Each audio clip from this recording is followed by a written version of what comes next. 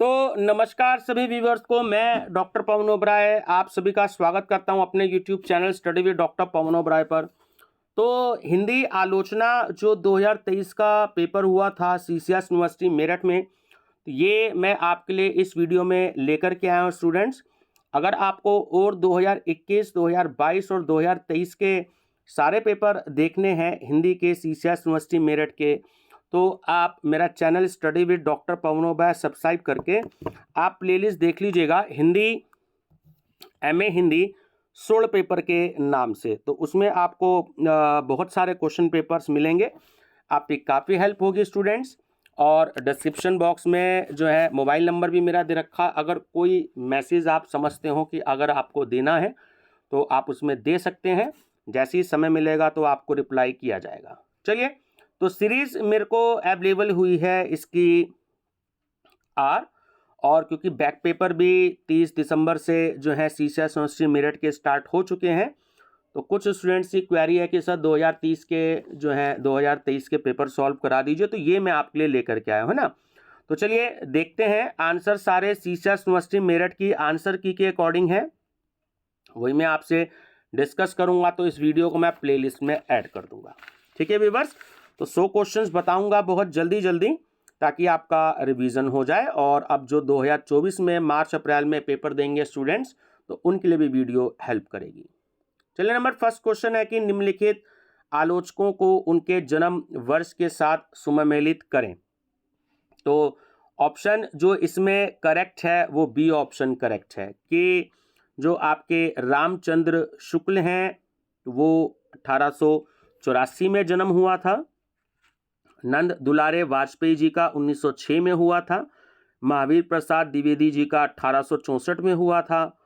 और जो हजारी प्रसाद द्विवेदी जी हैं डी ऑप्शन पर, तो उनका 1907 में हुआ था। ठीक है, चलिए नेक्स्ट है त्रिशंकु और आत्मनेपद किसकी प्रसिद्ध आलोचनात्मक कृतियां हैं। तो वो अज्ञे की हैं।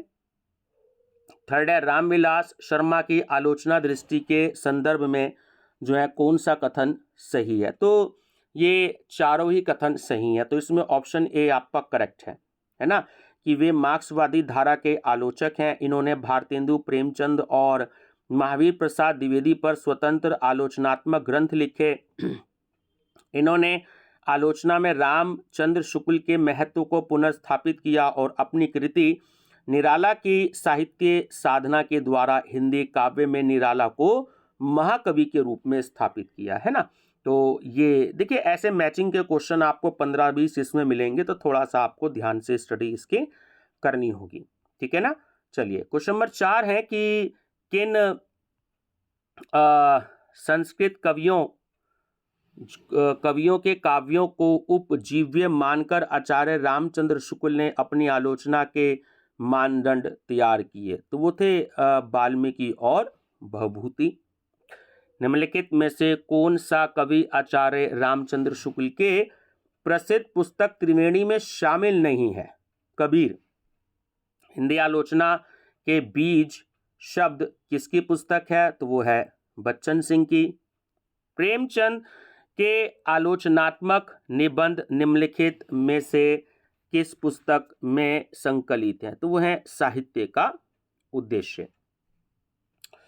निम्नलिखित कृतियों को उनके लेखकों के साथ सुमेलित करना है आपको, है ना। तो ऑप्शन ए इसमें करेक्ट है कि छायावाद का जो पतन है डॉक्टर देवराज लेखक रहे हैं। प्रेमचंद और उनका युग, तो रामविलास शर्मा लेखक रहे हैं। उसके बाद है भाषा और संवेदना, तो राम स्वरूप चतुर्वेदी जी रहे हैं लेखक। और डी है हिंदी नाट्य साहित्य का विकास, तो वो रहे हैं विश्वनाथ प्रसाद मिश्र। ठीक है, तो ए ऑप्शन जो है वो करेक्ट है।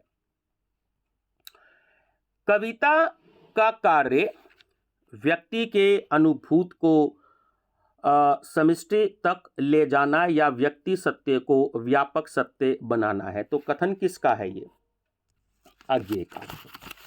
दृश्य अदृश्य रंग परंपरा बदलते परिप्रेक्ष्य जैसी पुस्तकें किस विधा की आलोचना पर आधारित हैं। नाटक। निम्नलिखित में से कौन सी कृति रामधारी सिंह दिनकर की नहीं है? तो वो है कामायनी का पुनर्मूल्यांकन। आचार्य शुक्ल की पुस्तक हिंदी साहित्य का इतिहास को किस आलोचना धारा के अंतर्गत माना जाता है? तो वो है ऐतिहासिक। सूरदास को आनंद की सिद्धावस्था का कवि किस आलोचक ने कहा है? तो वो कहा है रामचंद्र शुक्ल ने। हिंदी की प्रगतिवादी आलोचना के संदर्भ में कौन सा कथन सत्य है? तो इसमें केवल चौथे नंबर का कि यह आलोचना दृष्टि कथ्य की तुलना के रूप को अधिक महत्व देती है। तो इसमें जो ऑप्शन नंबर डी है ना वो केवल सही है ना। पल्लव नामक अपने काव्य संग्रह की भूमिका में किस छायावादी कवि के द्वारा स्वच्छतावादी काव्य शिल्प का ऐसा विशद विश्लेषण किया गया कि उसे छायावाद का घोषणा पत्र माना गया? तो वो है सुमित्रानंदन पंत। निम्नलिखित में से ऐतिहासिक आलोचना का उदाहरण किस ग्रंथ को माना जाएगा? तो वह हिंदी साहित्य की भूमिका। स्वच्छंदतावादी आंदोलन की मुख्य विशेषता है? तो साहित्य की जड़ता तोड़ना भी है, और स्थूलता और कृत्रिमता से मुक्ति भी है, और रूढ़ियों एवं अप्रासंगिक होती हुई लेखन परंपराओं से विद्रोह भी है। तो डी इसका करेक्ट ऑप्शन है। उपयुक्त सभी। आलोचना शब्द की व्युत्पत्ति संस्कृत के लुच धातु से हुई है, जिसका अर्थ है देखना। आधुनिक हिंदी आलोचना का आरंभ कब से मान्य है? तो वो है भारतेंदु युग। हिंदी आलोचना में प्रथम सुव्यवस्थित आलोचक किसे माना जाता है? रामचंद्र शुक्ल को। आलोचना के संबंध में कौन सा कथन उपयुक्त है? तो तीनों ही उपयुक्त है कि रचना के गुण दोषों पर समन्वयक विचार, आलोचना लुच धातु से व्युत्पन्न है, आलोचना रचना के कथ्य रूप दोनों की विवेचना है। तो डी इसका करेक्ट ऑप्शन है कि उपयुक्त सभी। आचार्य रामचंद्र शुक्ल की प्रथम सैद्धांतिक आलोचना की कृति निम्नलिखित में से कौन है? तो वह है रस मीमांसा। निम्नलिखित में से कौन सा कथन असत्य है? तो वो है आपका केवल 2 नंबर का, सॉरी है ना, केवल 3 नंबर का, कि भारतेंदु ने संयोगिता स्वयंवर की समीक्षा लिखी। तो ये असत्य आपसे पूछ रहा है, तो इसमें सी ऑप्शन करेक्ट है। निम्नलिखित में से असत्य क्या है? अब ये भी है, देखिए चारों ही कथन ये असत्य हैं कि प्रेमघन ने लाला श्रीनिवास द्वारा रचित संयोगिता स्वयंवर की समीक्षा आनंद कादंबरी में की थी। पंडित बालकृष्ण भट्ट ने हिंदी प्रदीप में इसी कृति की समीक्षा की।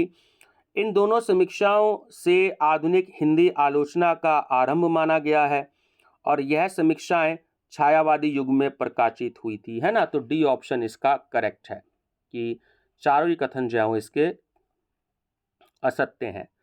साहित्य के क्षेत्र में ग्रंथ को पढ़कर उसके गुणों और दोषों का विवेचन करना और उस संबंध में अपना मत प्रकट करना आलोचना है। तो यह किसका कथन है? तो यह है बाबू श्याम सुंदर दास का। हिंदी साहित्य संवेदना का विकास नामक पुस्तक के लेखक निम्नलिखित में से कौन है? तो वो है राम स्वरूप चतुर्वेदी। मिश्र बंधुओं द्वारा संपादित हिंदी नवरत्न नामक आलोचना ग्रंथ में नवरत्नों का चयन आधार क्या था? तो वो था कवियों की परस्पर तुलना। भारतेंदु युग की आलोचना के लिए कौन सा वक्तव्य सत्य है? तो देखिए चारों ही सत्य हैं कि रीतिकालीन लक्षण ग्रंथों की परंपरा की आलोचना, ब्रज भाषा और खड़ी बोली गद्य में लिखी गई टीकाओं के रूप में प्रचलित आलोचना, इतिहास ग्रंथों तथा कवि परिचय के रूप में हिंदी आलोचना, और समीक्षात्मक आलोचना, है ना। तो ए ऑप्शन करेक्ट है कि चारों ही जो है वो सत्य हैं। व्यवहारिक हिंदी आलोचना का सूत्रपात किसे माना जाता है? तो वो माना जाता है बद्री नारायण चौधरी प्रेमघन को। हिंदी आलोचना को शास्त्रीय एवं वैधानिक धरातल पर प्रतिष्ठित करने वाला आलोचक है तो वो है रामचंद्र शुक्ल। पंडित बालकृष्ण भट्ट ने निम्नलिखित में से कौन सी समीक्षा लिखी थी? तो नील देवी, परीक्षा गुरु, एकांतवासी योगी, तीनों ही लिखी थी। तो डी ऑप्शन करेक्ट है उपयुक्त सभी। माधुरी, वीणा एवं विशाल भारत जैसी आलोचनात्मक पत्रिकाओं का प्रकाशन किस युग में हुआ था? द्विवेदी युग में। द्विवेदी कालीन आलोचना का विकास निम्नलिखित में से किन रूपों में हुआ था? तो शास्त्रीय आलोचना, तुलनात्मक आलोचना और अनुसंधानपरक आलोचना, है ना, तो तीनों में ही हुआ था। तो डी ऑप्शन करेक्ट है उपयुक्त सभी। आचार्य महावीर प्रसाद द्विवेदी के बारे में कौन सा कथन सत्य है? तो तीनों ही कथन सत्य हैं कि संपत्ति शास्त्र द्विवेदी जी द्वारा रचित है। हिंदी भाषा को व्यापक बनाने में इनका बहुमूल्य योगदान था और द्विवेदी जी ने सरस्वती पत्रिका का संपादन किया था, है ना। तो तीनों ही सही है। तो डी ऑप्शन इसमें करेक्ट है उपयुक्त सभी। मिश्र बंधुओं को किस प्रकार की आलोचना शैली के लिए जाना जाता है? तुलनात्मक। बिहारी और देव नामक आलोचना ग्रंथ किसका है? तो वह है लाला भगवान दीन का। अंग्रेजी साहित्यकार पोप की पुस्तक ऐसे ऑन क्रिटिसिज्म का हिंदी अनुवाद किसने किया? तो वो किया जगन्नाथ दास रत्नाकर ने। आलोचना की किस प्रविधि में साहित्य के सिद्धांतों पर विचार किया जाता है? तो वह सैद्धांतिक आलोचना में। निम्नलिखित को सुमेलित करिए, है ना, मैचिंग करना है आपको। तो ए ऑप्शन करेक्ट है कि स्वच्छतावादी जो है वो रहे हैं आलोचक नंद दुलारे वाजपेयी, और मार्क्सवादी है तो रहे हैं रामविलास शर्मा।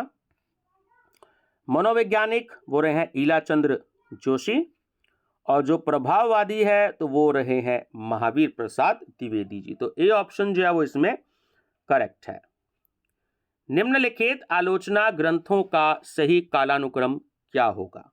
तो वो ऑप्शन नंबर ए ही रहेगा कि चिंतामणि, हिंदी साहित्य की भूमिका, रस सिद्धांत और दूसरी परंपरा की खोज, है ना। तो ये इसी जो है सीक्वेंस में है। तो ए ऑप्शन जो है वो इसमें आपका करेक्ट है, एक नंबर। इनमें से कौन सा युग्म सुमेलित नहीं है? तो जो ए ऑप्शन है कि आलोचक की आस्था, है ना, रामचंद्र शुक्ल इनसे संबंधित नहीं है, ठीक है। केशव को कवि हृदय नहीं मिला तो उनमें वह सहृदयता और भावुकता न थी जो एक कवि में होनी चाहिए। तो किसका कथन है? तो यह रामचंद्र शुक्ल का। आचार्य विश्वनाथ प्रसाद मिश्र के आलोचक अध्ययन का आधार क्या है? तो घनानंद और बिहारी दोनों ही रहे हैं। तो इसमें सी ऑप्शन करेक्ट है, ए और बी दोनों। हिंदी की समकालीन आलोचना अपने स्वरूप में, है ना, तो इसमें क्या ऑप्शन आएगा? तो सी ऑप्शन आएगा कि अस्तित्ववाद की सीमाओं का अतिक्रमण, समाज और सौंदर्य की नवीन अवधारणाओं का स्वागत करती है, ठीक है। कविता की भांति आलोचना को भी सांस्कृतिक प्रक्रिया मानते हुए आलोचना को सभ्यता समीक्षा कहने वाले आलोचक थे। तो थे गजानन माधव मुक्तिबोध। कामायनी के अध्ययन की समस्याएं के लेखक कौन हैं? तो वो है डॉक्टर नगेंद्र। अज्ञे की साहित्यिक दृष्टि के आधार पर कौन सा कथन सत्य है? तो तीनों ही सही हैं कि वे परंपरा की नई रूढ़ी को तोड़कर उसका पुनराविष्कार चाहते हैं। वे आधुनिक भावबोध के प्रबल समर्थक हैं। वे रसवाद और रस सिद्धांत के आश्वस्त नहीं है। तो डी करेक्ट है उपयुक्त सभी। आलोचना के किस प्रविधि में रचना का कथ्य महत्वपूर्ण माना जाता है? तो होता है प्रभाववादी आलोचना। भारतेंदु ने अपने आलोचनात्मक लेख नाटक में किन बातों पर विचार किया? तो तीनों बातों पर। कि नाटकों की प्रवृत्ति पर, समसामयिक जन रुचि पर और प्राचीन नाट्य शास्त्र की प्रासंगिकता पर, है ना। तो डी ऑप्शन करेक्ट है उपयुक्त सभी। पंडित बालकृष्ण भट्ट ने सच्ची समालोचना शीर्षक से किस कृति की आलोचना की है? तो वो है संयोगिता स्वयंवर। निम्नलिखित में से किसके द्वारा सैद्धांतिक आलोचना का ग्रंथ अलंकार मंजूषा लिखा गया है? तो वह लाला भगवान दीन द्वारा। निर्गुण संत कवियों का संबंध मूलतः नाथ संप्रदाय के कवियों से है। इस तथ्य को रेखांकित करने वाले आलोचक हैं तो वह पीताम्बर दत्त बड़थवाल। डॉक्टर श्याम सुंदर दास की आलोचना की दृष्टि के संबंध में कौन सा कथन सत्य है? देखिए, चारों ही कथन सत्य हैं कि इन्होंने पंडित राज विश्वनाथ की काव्य परिभाषाओं को संपूर्ण माना है। इनके अनुसार कवि के व्यक्तित्व का काव्य के स्वरूप से कोई संबंध नहीं है। इन्होंने काव्य में कल्पना तत्व की उपेक्षा की है और उनके काव्यगत विचारों में भारतीय एवं पश्चिमी दृष्टिकोणों का समन्वय है। तो चारों पॉइंट इसके सही है ना। तो सी इसका जो ऑप्शन है वो करेक्ट है। कविता को भाव योग किसने माना है? महावीर प्रसाद द्विवेदी ने। फिर से निम्नलिखित आलोचकों को उनके आलोचना ग्रंथों के साथ सुमेलित कीजिए। तो इसमें भी आपको ऑप्शन बी करेक्ट है। जो डॉक्टर नागेंद्र हैं तो वो हैं आस्था और सौंदर्य से संबंधित। उसके बाद रामविलास शर्मा हैं तो वो हैं छायावाद से संबंधित। नामवर सिंह हैं वो हैं विचार और अनुभूति से संबंधित। और शिवदान सिंह चौहान जो हैं तो वो संबंधित हैं प्रगतिवाद से। ठीक है, चलिए। सांस्कृतिक आलोचना को और किस नाम से अभिहित किया जाता है? तो वो होता है ऑप्शन बी सौष्ठववादी आलोचना। संवेदात्मक ज्ञान और ज्ञानात्मक संवेदना सूत्र किस आलोचक से संबंधित है? मुक्तिबोध से। मिश्र बंधुओं द्वारा विरचित हिंदी नवरत्न में किस कवि को स्थान नहीं दिया गया? जायसी को। विरुद्धों का सामंजस्य जैसे सिद्धांत का प्रतिपादन किस आचार्य के द्वारा प्रस्तुत किया गया? तो वो थे रामचंद्र शुक्ल। अन्वेषण और अनुसंधान परक आलोचना का विकास किस पत्रिका से माना जाता है? तो वो है नागरी प्रचारणी पत्रिका। आचार्य रामचंद्र शुक्ल की आलोचना संबंधी मान्यताओं को सैद्धांतिक स्तर पर चुनौती देने वाले विद्वान कौन हैं? तो वो हैं हजारी प्रसाद द्विवेदी। आचार्य रामचंद्र शुक्ल ने निम्नलिखित में से किन बीज शब्दों को आलोचनात्मक प्रतिमान के रूप में स्थापित किया? तो उन्होंने लोक मंगल की स्थापना, हृदय की मुक्तावस्था और प्रबंधात्मकता, तीनों से। तो डी ऑप्शन करेक्ट है उपयुक्त सभी। आचार्य महावीर प्रसाद द्विवेदी के बारे में कौन सा वक्तव्य सही है? तो चारों ही वक्तव्य सही हैं, है ना। चलिए, तो इसमें जो दे रखे हैं कि आचार्य द्विवेदी ने सरस्वती पत्रिका के संपादन द्वारा आलोचना की भाषा का रूप स्थिर किया। द्विवेदी युग में आलोचना का स्वरूप भारतेंदु युग की तुलना में अधिक परिपक्व हुआ। सरस्वती में प्रकाशित अधिकांश परिचयात्मक आलोचना स्वयं आचार्य द्विवेदी द्वारा लिखी गई और आचार्य द्विवेदी के कवि और कविता तथा कविता और कवि कर्तव्य निबंधों में उनकी काव्य विषयक धारणाएं दृष्टिगत होती हैं। तो चारों ही सही हैं। आचार्य शुक्ल ने आलोचना के किन तीन रूपों की बात की है? तो ए ऑप्शन कि सैद्धांतिक, ऐतिहासिक और व्यवहारिक। रोमांटिज्म शब्द के लिए हिंदी में स्वच्छतावाद शब्द का प्रयोग सर्वप्रथम किसने किया? तो वो किया नंद दुलारे वाजपेयी ने। ठीक है, चलिए नेक्स्ट है। भारतेंदु का नाटक शीर्षक यद्यपि पूर्व प्रकाशित होता था फिर भी आचार्य शुक्ल ने हिंदी में समालोचना के सूत्रपात का श्रेय बालकृष्ण भट्ट और बद्री नारायण चौधरी प्रेमघन को ही दिया। इसका प्रमुख कारण था, तो तीनों ही प्रमुख कारण थे कि भारतेंदु के नाटक निबंध में आलोचना कम, नाटकीयता अधिक थी। समालोच्य पुस्तकों में विषयों का अच्छी तरह से विमोचन करके गुण दोष के निरूपण का आरंभ भट्ट और प्रेमघन ने किया था, और बालकृष्ण भट्ट और प्रेमघन से आचार्य शुक्ल प्रभावित थे। ठीक है, तो डी करेक्ट है उपयुक्त सभी।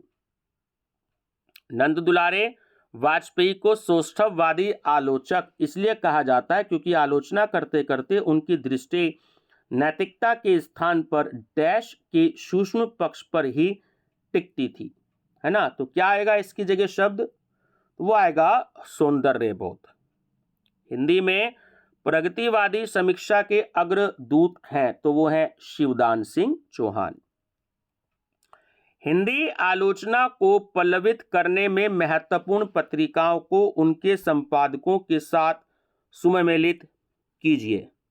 तो ए ऑप्शन इसमें करेक्ट है कि समालोचक जो है वो संबंधित है चंद्रधर शर्मा गुलेरी, और आलोचना जो है वो संबंधित है नामवर सिंह से। हिंदी प्रदीप संबंधित है, जो मतलब संपादक रहे हैं वो रहे हैं बालकृष्ण भट्ट, और जो डी है आपका सरस्वती, तो उसके संपादक जो रहे हैं वो महावीर प्रसाद द्विवेदी जी रहे हैं। तो ए ऑप्शन करेक्ट है। आचार्य शुक्ल की आलोचना की दृष्टि के संदर्भ में क्या सत्य है, तो चारों ही कथन सत्य हैं कि उनकी आलोचना का प्रस्थान बिंदु रसवाद तथा लोकमंगल दोनों ही हैं। उन्होंने पारंपरिक रसवाद की जड़ता तोड़ उसे लोकमंगलवाद से संपर्क किया। साहित्य के लिए साधारीकरण महत्वपूर्ण है और रसात्मकता के मध्यम कोटि का तर्क भी प्रस्तुत किया। ठीक है, तो इसका जो बी ऑप्शन है वो करेक्ट है। हिंदी साहित्य के 1000 वर्षों के इतिहास में कबीर जैसा व्यक्तित्व उत्पन्न नहीं हुआ। किस आलोचक का वक्तव्य है, तो यह हजारी प्रसाद द्विवेदी का। निम्नलिखित में से कौन सा सजग आलोचक के साथ ही ललित निबंधकार और उत्कृष्ट उपन्यासकार भी है, तो वह है हजारी प्रसाद द्विवेदी। निम्नलिखित में से किस कृति का संबंध शोध परक या अन्वेषण परक आलोचक से नहीं है, तो वो है हिंदी काव्य शास्त्र का विकास। निम्नलिखित में से कौन सी कृति व्यावहारिक आलोचना का उदाहरण है, तो भक्ति काल की प्रासंगिकता, सूर वैभव और लोकवादी तुलसीदास, तो तीनों ही हैं। डी ऑप्शन करेक्ट है उपयुक्त सभी।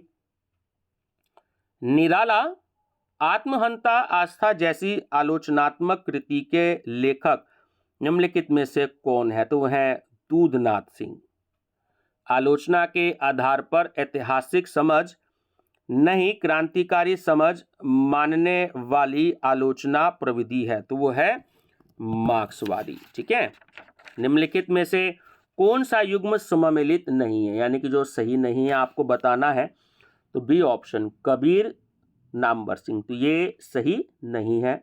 मैचिंग जो है छायावाद को स्वतंत्रता आंदोलन और सांस्कृतिक पुनरुत्थान के काव्य के रूप में स्थापित करने का श्रेय किससे है, तो वो है नंद दुलारे वाजपेयी को। निम्नलिखित में से किस आलोचक ने कबीरदास, सूरदास और कालिदास पर स्वतंत्र कृतियों की रचना की है, तो वो की है हजारी प्रसाद द्विवेदी ने। डॉक्टर नामवर सिंह द्वारा लिखित पुस्तक दूसरी परंपरा की खोज किसको केंद्र में रखकर लिखा गया है, हजारी प्रसाद द्विवेदी को। भारतेंदु युग को राष्ट्र की नवचेतना का युग कहने वाले आलोचक हैं, तो वह रामविलास शर्मा। निम्नलिखित में से कौन सा कथन जो है वो सत्य है, इसमें भी चारों कथन सत्य है, ऑप्शन बी करेक्ट है कि प्रभाववादी आलोचना में आलोचक कृति को भूलकर उससे उत्पन्न प्रभाव की व्याख्या पर अधिक बल रहता है। तुलनात्मक आलोचना का उन्नायक पदम सिंह शर्मा को जाना जाता है। जब किसी रचना और साहित्य की तुलना दूसरे किसी रचना और साहित्य से की जाए तो वह तुलनात्मक आलोचना कही जाती है। और चौथा कि सैद्धांतिक आलोचना में सिद्धांत शास्त्रीय भी हो सकते हैं और ऐतिहासिक भी। ठीक है, तो बी ऑप्शन सही है, चारों पॉइंट इसके सही हैं। आचार्य रामचंद्र शुक्ल की व्यवहारिक आलोचना का आदर्श रूप उनकी किस कृति के रूप में प्राप्त होता है? वो होता है गोस्वामी तुलसीदास की। आचार्य रामचंद्र शुक्ल का महत्वपूर्ण निबंध कविता क्या है सर्वप्रथम किस पत्रिका में प्रकाशित हुई? सरस्वती में।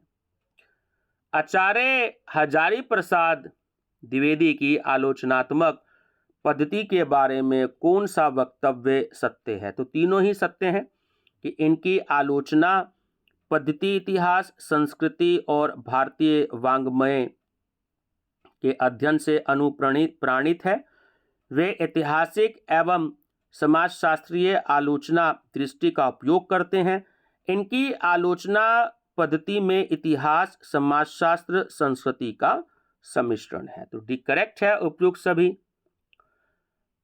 आचार्य हजारी प्रसाद द्विवेदी के निम्नलिखित आलोचना ग्रंथों को उनके प्रकाशन वर्ष के साथ सुमेलित कीजिए। तो इसमें जो बी ऑप्शन है वो करेक्ट है कि हिंदी साहित्य की भूमिका वो है 1940 में, कबीर 1942 में, हिंदी साहित्य का आदिकाल वो है 1952 में, और डी उत्तरी भारत की संत परंपरा तो वो है 1951 में। ठीक है, नेक्स्ट है जयपुर से प्रकाशित तथा चंद्रधर शर्मा गुलेरी द्वारा संपादित आलोचना आधारित पत्रिका कौन सी थी? समालोचक।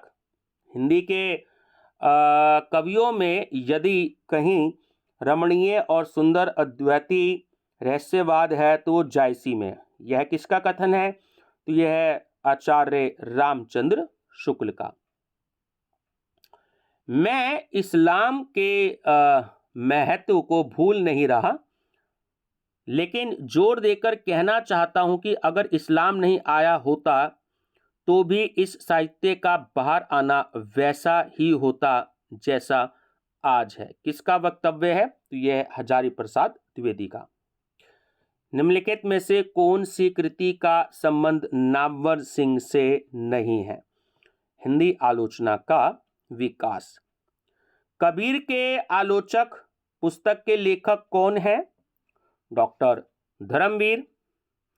महावीर प्रसाद द्विवेदी की आलोचना का दृष्टिकोण था, तो वो था नैतिकतावादी। छायावाद को प्रगीतों का आंदोलन किसने कहा है? तो वो कहा है रामधारी सिंह दिनकर ने। साहित्य में समाजशास्त्र की भूमिका नामक पुस्तक के लेखक कौन है? तो है मैनेजर पांडे। लघु मानव के बहाने हिंदी कविता पर एक बहस नामक महत्वपूर्ण लेख निम्नलिखित में से किसका है? तो वो है विजयदेव नारायण शाही का। निम्नलिखित में से किस आलोचक ने छायावाद युग के स्थूल के प्रति सूक्ष्म का विद्रोह कहा था? डॉक्टर नगेंद्र ने। निम्नलिखित में से आलोचकों को उनके ग्रंथों के साथ सुमेलित कीजिए। तो ऑप्शन नंबर ए करेक्ट है। जगदीश गुप्त तो वो है नई कविता के प्रतिमान। मलयज तो वो है कविता के साक्षात्कार। नेमिचंद्र जैन तो वो है अधूरे साक्षात्कार। और निर्मल वर्मा तो वो है शब्द और स्मृति से संबंधित। ठीक है, आचार्य रामचंद्र शुक्ल के आलोचना ग्रंथों के उनके प्रकाशन वर्ष के साथ सुमेलित करें। तब इसमें भी ऑप्शन आपका बी करेक्ट है। तो वो क्या है कि तुलसी ग्रंथावली तो वो है 1923 में, भ्रमर गीत सार 1926 में, हिंदी साहित्य का इतिहास 1929 में, और जायसी ग्रंथावली तो वो है 1925 में।